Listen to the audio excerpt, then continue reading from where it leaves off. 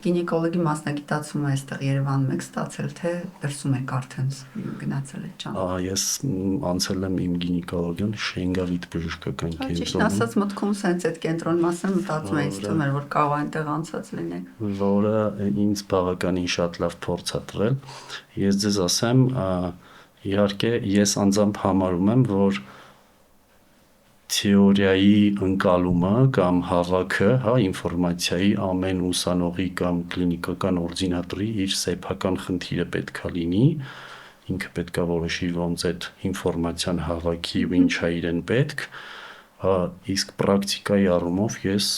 շատ շնորհակալ եմ այն դպրոցին, ինչ որ անցել եմ այնտեղ, որովհետև որ ես գնացի Գերմանիա, իհարկե ինչ վերաբերում է վիրաբուժական high level-ին, երբ ինչ որ լապարասկոպիային է վերաբերվում կամ ավելի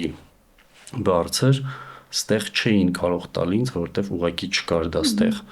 բայց ուղղակի որ սովորես վիրահատել, դու տարբերես հյուսվածքները ու սկսես ինքնուրույն վիրահատելը,